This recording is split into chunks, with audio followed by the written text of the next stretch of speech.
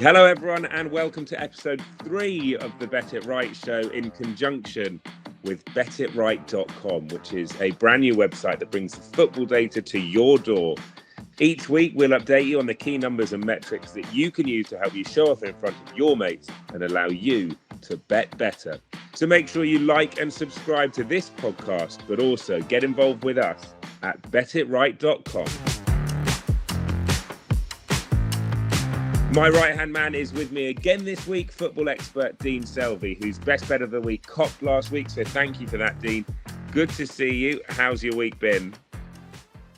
It's been a lot better than last week, as we chatted last week about my beautiful team from Goodison Park. They listened to the pod. Damari Gray took my words of encouragement on board and smashed in a late winner against Arsenal. So it was a hell of a lot better week this week than it was last week from a personal perspective. But yeah, and it was also good in a painful way to see Liverpool, set a new record for winning 6 out of 6 Champions League group games. Well done to Liverpool. Well done. You don't mean that at all. I do. It comes from the bottom of my heart. The bottom of my dark blue heart. But yeah. You touched on that Champions League performance from Liverpool. I guess the big news in Europe this week was Barcelona not getting out of the group stage for the first time, probably since we were born, I think. Yeah. But yeah, just another sort of example, I guess, that the wheels have come off at Barcelona a bit recently.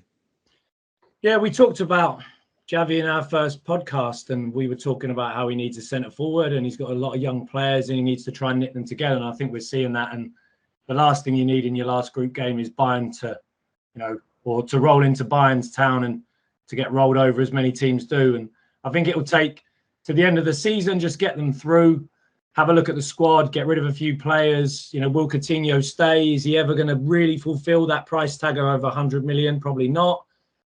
And yeah, everyone's just going to give him time. But I think much like Lampard had at Chelsea up until his demise, he'll get a bit of time there because he's a club legend and the club's in, like you said, the most turmoil that it's ever been in for many years. So it'll be an interesting one to watch unfold. And if he can bring them back to that greatness, I mean, what an unbelievable story that'll be. Well, speaking of Barcelona, we asked for score predictions on our BIR Insights account, and there was one of you that got it right. Well done, Gary Sinclair, who got that right. 3-0, of course, to Bayern Munich, and you correctly predicted that score. So congratulations to you. I think at some stage, given how many people get involved, we should start to hand out prizes for this. What do you reckon, Dean? A mug, a T-shirt? I think, I think people would love to wake up on a Monday morning feeling a bit tired after the weekend and have a nice hot coffee out of a Bet It Right mug. I mean, what's better than that? Yeah, I think that's a very good idea. Right, we'll get to work on that. But for now, just a well done, Gary. You have to keep entering in the future. The mug's on its way, Gary. Just give us. Don't promise him that. We don't have any, man. 3 or 4 months. 3 or 4 months postage. We'll get them. I should just say, actually, not only do we ask for score predictions on the BR Insights account, there's a whole host of information. I'm sure plenty of people listening to this will already follow, but it's a must-follow account because not only do they post and tweet about the key information, they also post and tweet about tips, and they have been on absolute fire. And the team behind that account deserve an awful lot of credit because it has very quickly established itself as a have-to-follow account if you want to make it a winning betting weekend, if you like. But as well as that, if you want to gain access to all the numbers, the data, the player and team info and metrics yourself, then you can, because all you've got to do is head to betitright.com and sign up. It's free to sign up, and you'll get access to all the information that the pros use to help them bet better. So do that. Sign up to betitright.com. Follow us on Twitter at BIR Insights. And we've also got a BIR prompts page as well. And hopefully you can use that information, as I say, to help you bet better. Right, that's set up episode 3. Should we get on with it, Dean? Let's do it.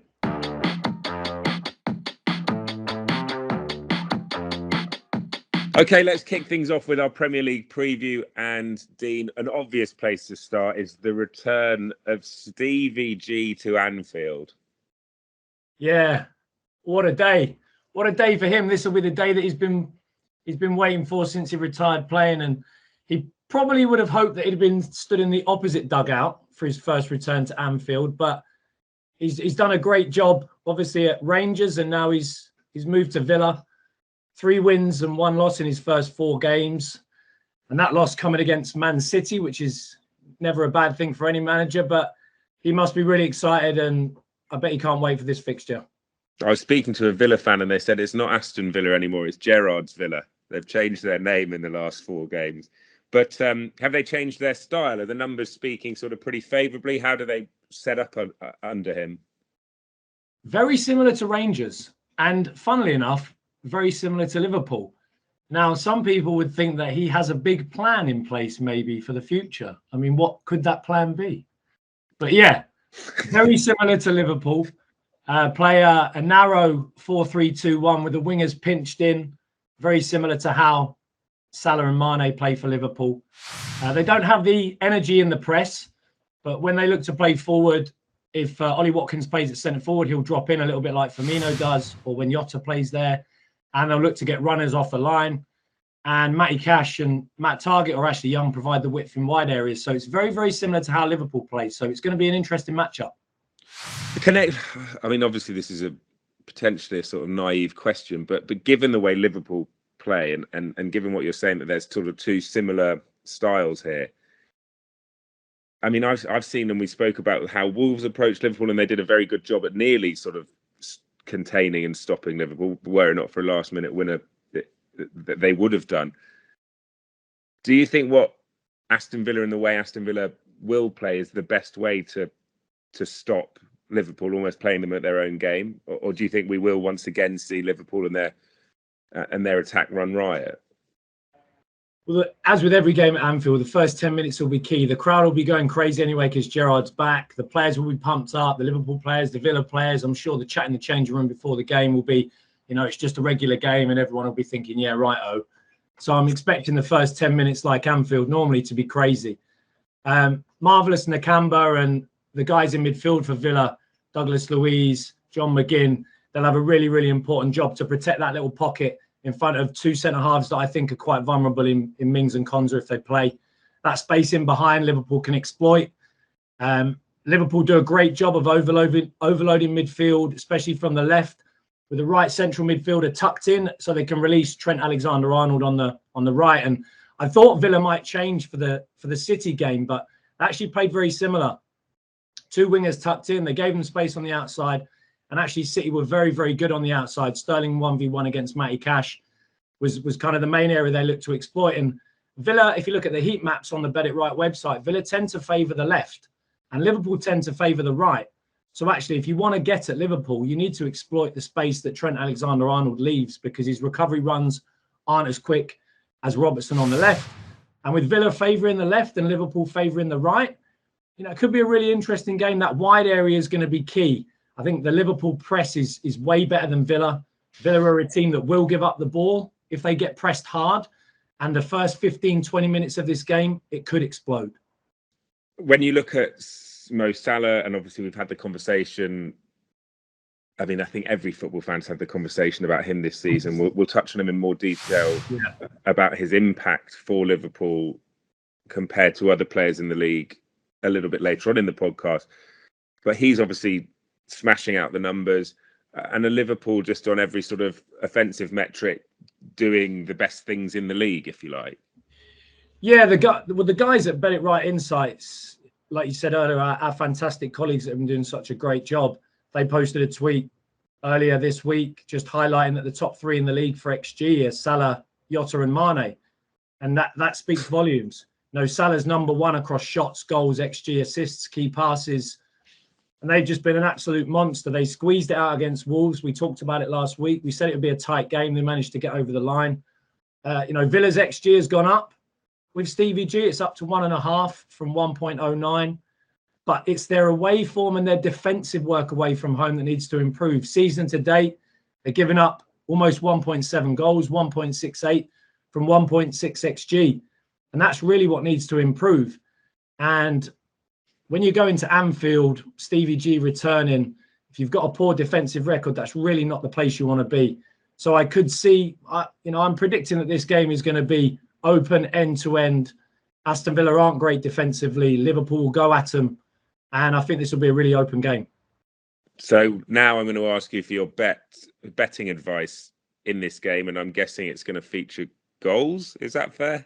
Yeah, I'm going to put it out there and say that the Liverpool and over 2.5 market in a combined bet, you're looking at around 8 to 15 in the early prices for that. Liverpool's no value unless you want to bet on the handicap. The overs 2.5 is no real value. If you want to go big and go over 3.5 potentially, but I think combining those two bets is a wise move because I can't see Liverpool not winning the game and I can't see there being minimal goals here. Another outside market to consider will be the corners. Liverpool have 6.55 on average at home and they give up 3.61, which gives an average of over 10. And Villa are positive on the corners front as well, 5.56 against 5.17. Again, over 10 and close to 11. So you could potentially throw in a little 10.5 corners bet into that and make a little mini ACCA bet builder. And that would return you 2 to 1 at current prices. So yeah, loads of corners. Because we're saying there's loads of wide play, it should be opportunities for crosses and deliveries for both teams. Runs in behind, potential recovery tackles. One little thing for Villa, for the fans to look out for when they're checking the teams is I predict that they may play Matt Targett left back and Ashley Young left midfield to give a little bit more protection on that right-hand side. If they do that, then it could be a small tweak. But yeah, for me, Liverpool overs. And if you're being brave, chuck a corners betting as well. Love it. Thank you very much. I think he'll get an incredible reaction, won't he, when he makes his way out of the dressing room and on. It's going to be great. It's going to be brilliant, that actually. I can whenever I hear Gerrard and Anfield, it's that volley when he comes in. I think it was Andy Gray was like, "You beauty" or something like that. You know, when he came in and crashed it into the corner. What was the commentary again? Was that it? Well, I'm not sure it was that, but it was a good effort if it was. I was just thinking, are you actually a Liverpool fan? You sort of remember these iconic moments and you were pleased to see them win 6 out of 6. I went to Atletico Madrid to watch them in the Champions League. You know, maybe I'm colorblind. I don't know, but true colours coming through. I know. Like Jamie Carragher once said, "If you cut me, I bleed red." Well, so does everyone, Jamie. Yeah, and he's an Everton fan. He is, yeah. But on the inside, we're blue. You know, on the inside. All right. Okay. Well, we won't tell your Everton friends about your true colours quite yet. Thank you very much. That's a look at Liverpool versus Villa, one of the big games coming up in the Premier League this weekend. Right, the next game we're taking a look at is going to be Leicester against Newcastle, who gained their first win of the season last weekend. Dean, what have you got for us in this game, do you think? Well, I had lots of initial thoughts, which is still there, but with the news coming out about Leicester's players and the Napoli game and the 7 first teamers with COVID, 3 staff missing because of COVID, definitely something to consider, which we'll talk a little bit about later. But from a style matchup perspective, with recent games since Howe took over, Newcastle looked like a massively overish team, giving up loads and loads of chances, especially against Arsenal. Aubameyang, close your eyes. And also Leicester were really good against Villa in the first half. Outstanding, really dynamic. Movement's great. Got Maddison back in the 10, which really looks like it suits them. Obviously, Patson Daka played there with Vardy rested. But Harvey Barnes from the left, Ademola Lookman from the right. A really dynamic team. And they've also brought Kiernan Dewsbury-Hall into centre midfield, who's more of a passer to slide those little pocket balls into James Maddison. So I could see this game, even though Newcastle games since Howe took over have all been under the 2.5 market. I think this game is one that's really going to blow up. Actually, it's interesting what we were saying. I think pretty much maybe it was the week after he took over, but certainly I think it was ahead of his first game on the touchline. That's right. That what we're seeing from him is what we saw from him at Bournemouth. Is that right? And is that sort of continuing to be borne out? Yeah, he's putting all of the Newcastle attacking players on the pitch, and he's going to try and win games. The Norwich game was derailed by the early red card for Clark. The Burnley game was a little bit disrupted because the injury to Maxwell Cornet kind of made Burnley a little bit less expansive. But that's a game where they squeaked out the win. And obviously against Arsenal, they were dominated, gave up loads of chances. But the key to this game is trying to get in behind Leicester. Johnny Evans and Kaglar Sonchu are not the most mobile of centre-backs. And with Wesley Fofana missing this season, they've been massively exposed. And if they can get St. Maximin higher up the pitch instead of coming really deep to look for the ball and travel, use Joe Linton as sort of I guess, just a fixed concrete post in the middle of the pitch that people can run around. Yeah, exactly. You just stand there and just attract people to you, so we can get Alma in off the side, Callum Wilson to attack crosses, and St. Maximin, to do what he does best, which is to be really dynamic. And if you can get people running at Johnny Evans, if you can get people running behind Johnny Evans, then, Leicester will give up chances. So I can see this being a game that if Newcastle go front foot and go after it, it's a game that will really open up. And I think there'll be lots of chances at both ends here. And one thing I've noticed as a sort of casual observer, if you like, with regards to Newcastle specifically. Come on, Ollie, you're more than a casual observer. Don't be so hard on yourself. I'm not a casual observer about football, but I'd say probably from afar, just with regards to Newcastle, when I see them set up, is that Eddie Howe seems to be messing around with a few different formations. So what is the formation to best that he could use to be most effective in the areas that you think he needs to be most effective in? I think in this game, he went 3-4-3 against Brentford. He's messed around 4-2-3-1. Kind of Leicester, if they play their favoured formation, which they've come back, they mixed around with 3 at the back this season. Then they've gone back to 4-2-3-1 with Maddison in the pocket. Depending on what comes away from the Napoli game, whether there's any more COVID infections, if they look to play that formation, I think Newcastle will probably set up in a 4-4-2. St. Maximin is the second centre forward, but dropping into pockets to receive and kind of stretching the two centre halves. They'll try and work the ball into wide areas, try and cut inside and get behind Leicester and look to deliver crosses from wide areas. Anything that can get in and around in front of Soyuncu and Evans, get them moving laterally, having to go to the ball and then turn and run in behind, which St. Maximin can do really well. That's where you're going to expose Leicester. But Newcastle really have to get him higher up the pitch. They did it more against Burnley, where they were successful. When he gets bored and drops in and comes really deep, that's when they lack that threat. And they really need to play up against those two centre-halves, because that's where they can really exploit Leicester here. In a former life, I presented a podcast called Studs Up with Charlie Austin, and we had an episode on with John Joe Shelby. And he said that of all the players in the Newcastle squad, and this probably won't surprise many people, that he singled out one person, but he said Sam Maximin he thought was good enough to play for any club in Europe, any club around the world. He said he was that good. And he is their sort of heartbeat, isn't he, in many ways, both for the fans and for the players? Yeah, we mentioned it before. He reminds us of the old days where they had the flair players, the Ginolas, the Esprias, back when a lot of our listeners may never have been born. That tells you how old I am. But, with the headband, with the front flips, with the tricks, he's the guy that brings the energy. He's the guy that excites them. But then you've got technical workers like Miggy Almiron, who doesn't get as many plaudits and as goals and assists as maybe his performances warrant. But again, he's been a fantastic addition since he came from Atlanta United in the MLS. And Joe Linton is much maligned, looks a bit too slow. But if Eddie Howe can get him playing, he can still be a force, again, to move people, to occupy people, to get centre-halves to attract to him, to allow the more dynamic, the more powerful players to exploit behind. And yeah, I think it could be a really, really good game, as long as this kind of COVID outbreak doesn't derail Leicester too much. Because of that, are we sort of treading carefully with regards to bets, or have you got a few potential bets in mind?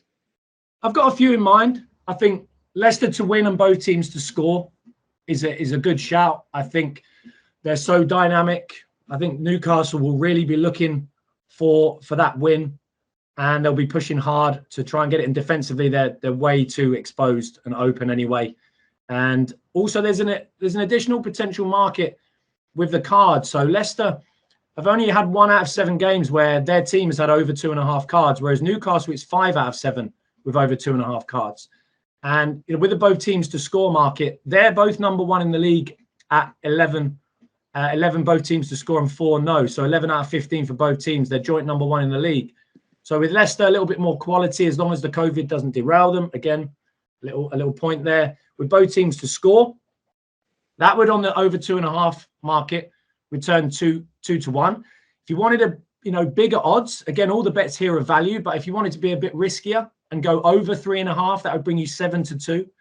And then if you wanted to throw some cards in on the over 2.5 market, Leicester to win, both teams to score, Newcastle most cards, as I said before, that would return 9-2, so big odds there. And then if you wanted to go big, the big bumper to make you smile at the weekend, the Leicester to win, both teams to score, over 3.5 goals, Newcastle most cards, that would return a bumper 7-1. All of those are great value.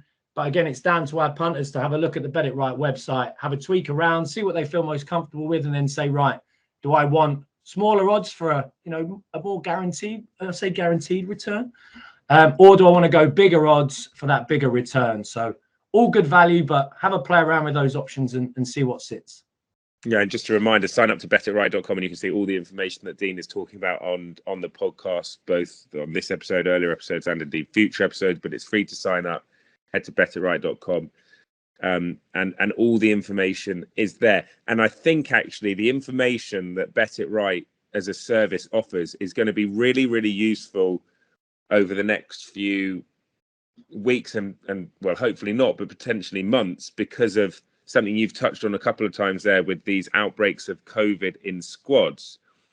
And we obviously have heard from you there about the Leicester camp and the fact that there are players suffering, first team players suffering with COVID and illnesses, but it doesn't sound anywhere near as bad yet as Tottenham, who have got a crisis at the moment. And we don't know what's going on with the Brighton game, whether that game indeed will go ahead.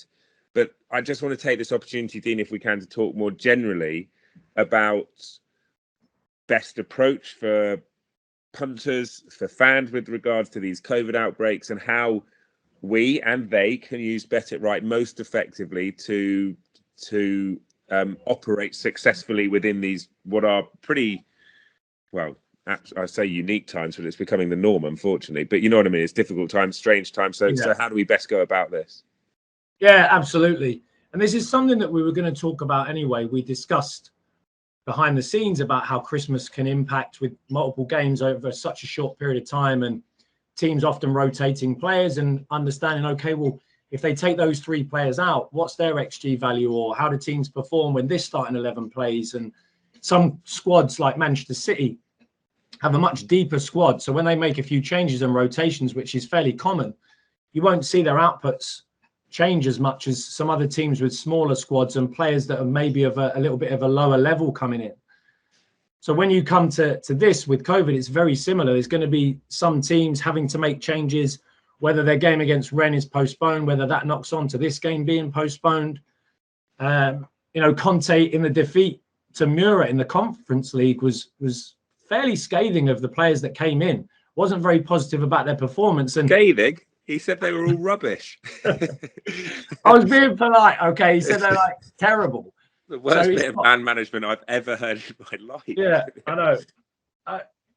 And now it's one of those, right? Over Christmas and maybe COVID, he's got to go back into those players and say, hey, guys, you know what I said to you before about you being terrible? Do you want to play tonight? Can you still play? So that's something to consider, with Tottenham specifically. But looking at COVID as a whole, when you go onto the Bet It Right website, you can go to individual players. We've done a lot of focus on teams and matchups and leagues so far in our 3 shows to date. But with the individual players, you can go to the tables, you can find individual players, you can see their outputs, attacking and defending across a number of different metrics. For defenders, looking at interceptions, looking at tackles, amongst others. For attackers, looking at passes into the attacking third, looking at XG, chances created, dribbles. And you can kind of sit there and say, right, well, if these 3 or 4 players are missing, and these 3 or 4 players are coming in, okay, well, let's have a look at what their outputs have been when they've played. For those teams like Manchester City, like I mentioned, the change will be minimal. For teams with smaller squads, with players that maybe don't bring as much value to the team, or from a defensive standpoint, maybe players that give up more XG than those defensive players going out. Brighton, a prime example. They will want this game to be cancelled because they're missing 3 centre-halves, Dunk, Webster, Duffy, all out. So they're thinking, please, get this game cancelled. So yeah, going into the website, looking at individual players is massively important for Bet It Right punters when they're looking to build their bets over this difficult period. Okay, that's really useful. I think, again, and sort of follow up to that is that obviously having a big squad is important. And I just want to take this opportunity, if we can, Dean, to chat about, obviously the focus in this conversation will be about the bigger teams. But at the moment, all I hear is that Bernardo is the best player in the Premier League. And obviously Man City have got a raft of incredible players. But if this outbreak continues, then is it obvious to say that sort of Chelsea, City, Liverpool will thrive just because they can call upon incredible players down to sort of the 23rd man in the squad, if you see what I mean? Yeah, well, I'll start with Liverpool first. You've got Nat Maldini now. The Cruyff turn. Yeah, exactly. Just Cruyff turning in his box, running around San Siro, having a great time. And again, I'm not a Liverpool fan. But when you're throwing those players in and they're winning games against a team that need to win to qualify in the Champions League, and you're away in the San Siro, it just shows you the standard of the squads now. You're not dropping in players, like we used to call kind of, those secondary players where you put them in and you think, oh God, when's he going to make a mistake? These players are fighting for first team spots, and with Man City, you've got those rotation players. Bernardo Silva used to be one of those rotation players. Zinchenko, Fernandinho now, given that he's getting a little bit older. Even Jack Grealish. They rotate and they twist the team around and they set up for the opposition. And this puts them in a great spot for both the Christmas period and if COVID has an impact on the squad. And like you mentioned, Bernardo Silva, 6 goals in his last 7 games. The highest tackles at Manchester City, which is bizarre. And he's that player that kind of instigates the press. He's filled the pocket that David Silva left, when he left Manchester City. And he, over the last 2 seasons, and especially in the last half a dozen games, he has been just a brilliant player and one of the best players in Europe, I guess, at the minute. And it's not just his outputs either. It's not just the XG and the goals. It's everything. It's his dribbles. It's his receptions. He plays in the pocket so well between the lines, which is what Man City need. And he's another player in there with some high interceptions. If you look at the tables on Bet It Right, just the energy and the performance has been brilliant from him. I didn't think I'd ever say this, given the start Salah's made, but is he the best player in the league at the moment, do you think? Salah? No, Bernardo. Oh, okay. I thought you were going. I thought you were laying more Liverpool on me to. No. Well, you probably have to answer with Salah. Maybe I don't know what the numbers say, but the reason I say that is now every FPL manager in the world needs Bernardo in the team. Those numbers that you say are important. Maybe not the best player in the league because that might be quite tricky. Although it'd be interesting to know what our followers at BIR Insights think about that. Who do they think is the best player in the league? But the most important asset to the team and what they're trying to do is Bernardo, say, more important than, I don't know, a Mason Mount, a bad example, maybe a Salah at Liverpool. Do you see what I mean? Where do you think Bernardo's level of importance is relative to other teams and other players? I think he's very important to the way that Manchester City play because he finds those pockets of space that Guardiola wants. And his ability to receive in tight spaces, to allow the pitch to be big for Sterling one side, Mahrez the other, if they're playing Jesus as a false 9. He's unbelievably good at receiving in those tight pockets. So he really fits the way that Guardiola wants City to play.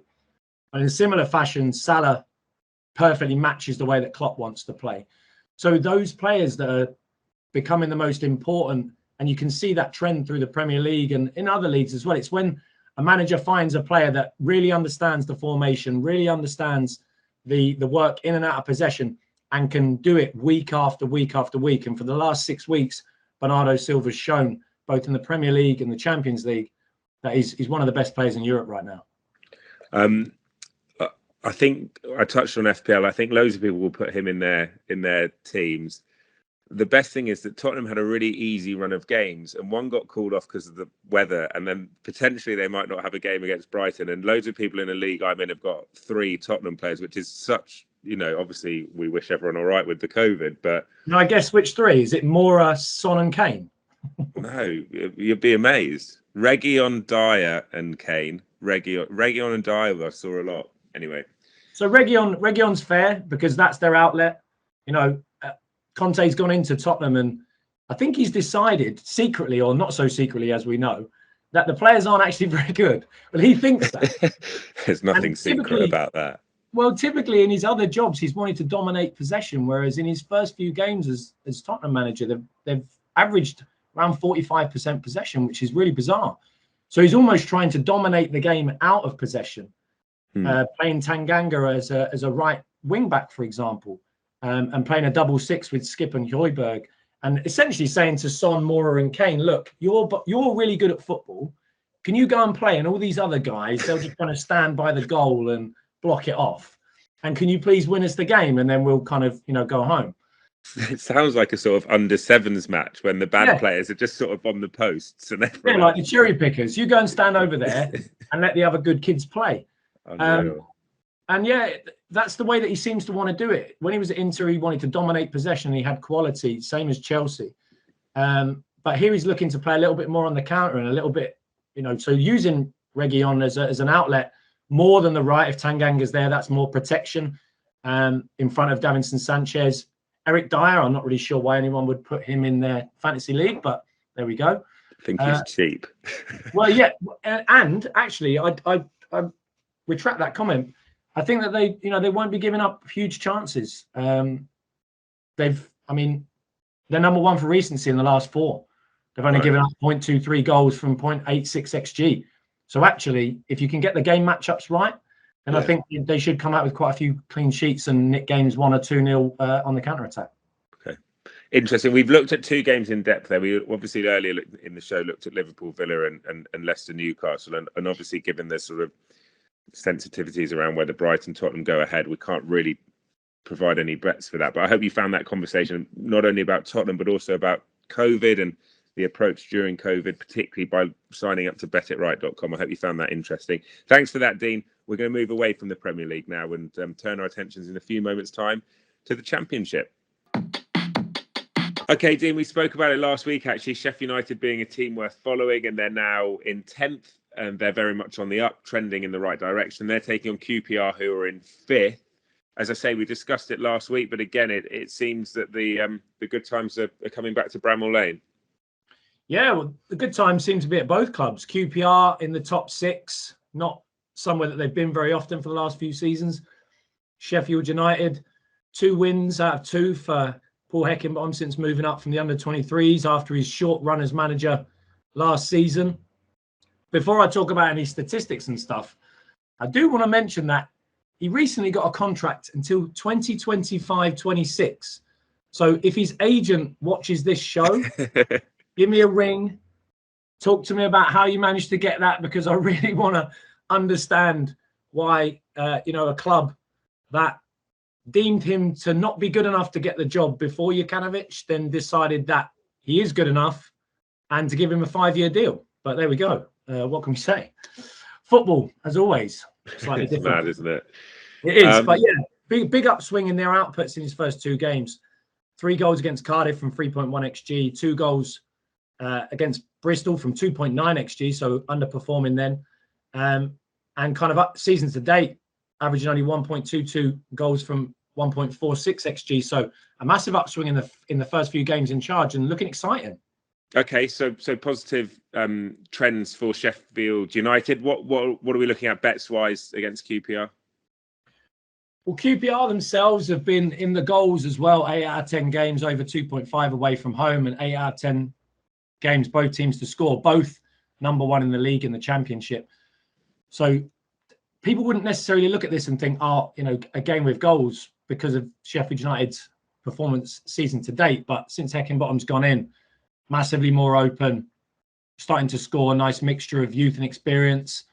And, both teams are in the top 5 for passes into the attacking third. So for me, if I was going to call a potential bet in this game, both teams to score on over 2.5, both good value, and you're going to get better than evens if you're backing those 2 there. Good stuff. Thanks for that. Right, passports out the drawer now. We're off to Europe.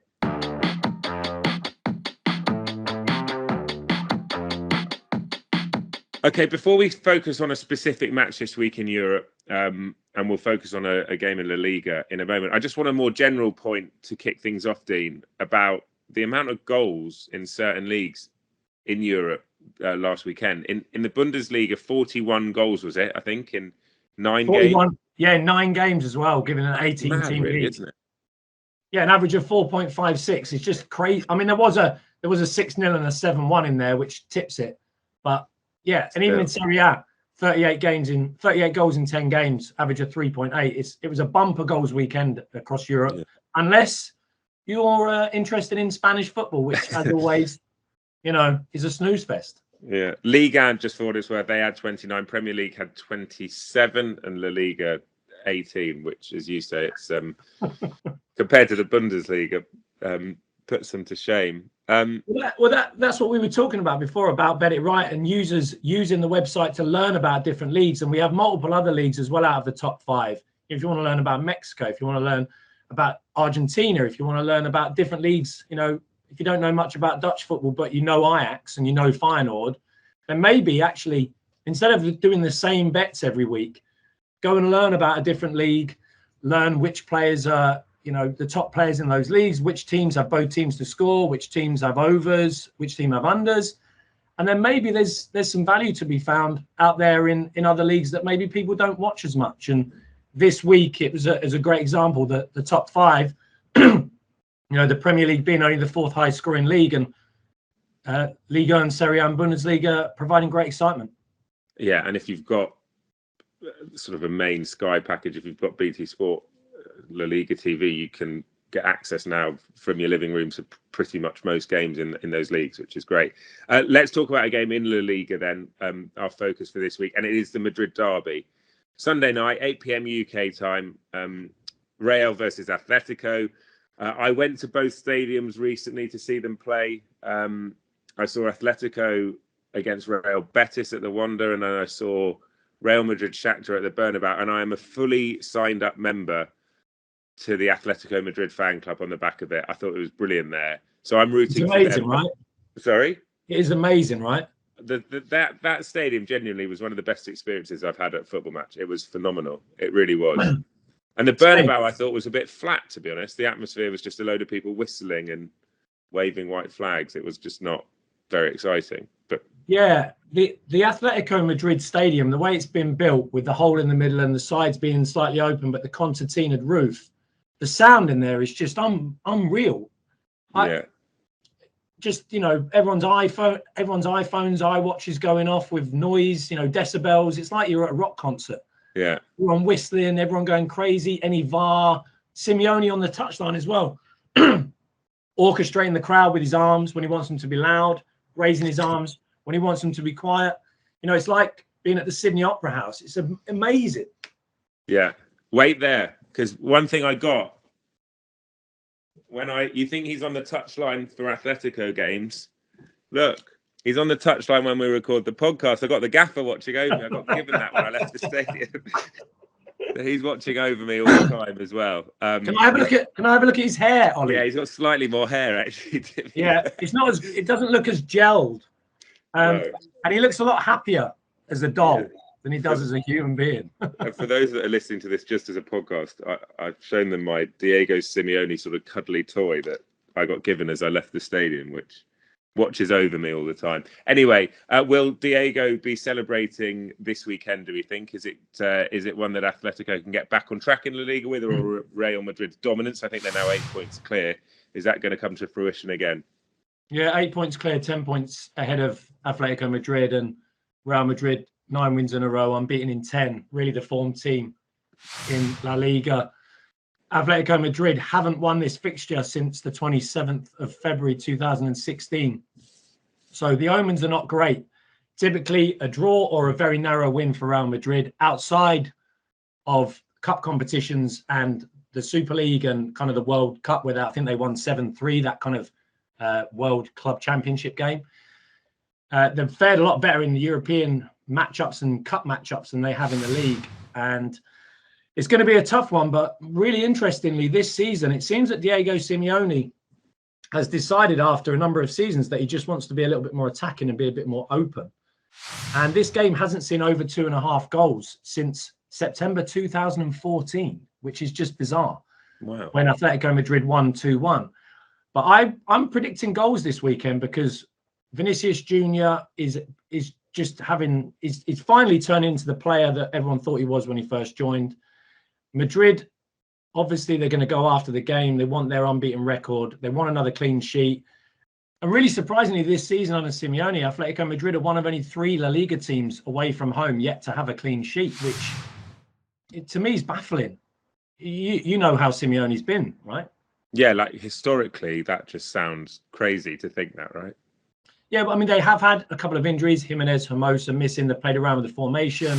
Kondogbia playing centre half. They played 3 at the back. The return of Griezmann. So it hasn't been smooth, but for them to be giving up as many chances and goals and being as open as they have been is really surprising. So for me, I think this game will be a lot more open than previous seasons. And I think this could be a game where there's goals at both ends.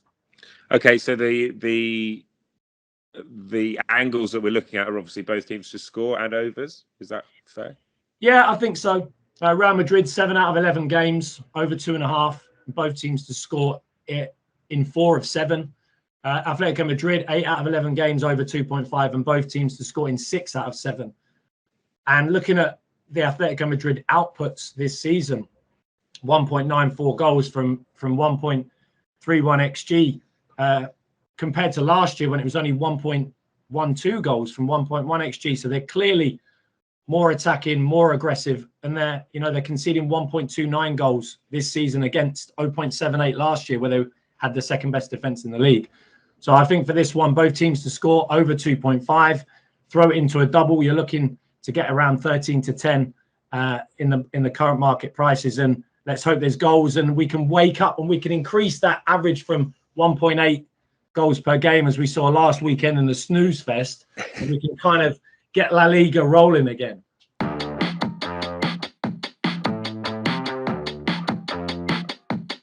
Okay, time to give you your weekly news roundup. And starting in Germany, Jude Bellingham picked up a fine of €40,000 for criticising the decision to appoint the referee who took charge of the Klassiker. The referee in question was Felix Zweier, and he'd previously been found guilty of match fixing in 2005. Atalanta beat Napoli in Serie A on Saturday evening, making it a 4-horse title race seemingly, with AC, Inter, Napoli and Atalanta all within 4 points of each other. Ligue 1 Ackers wouldn't have been too successful this week, with PSG, Marseille, Lyon, Lens and Nice all failing to win. And should just give a mention to a decent game in France this weekend as Strasbourg are at home to Marseille on Sunday.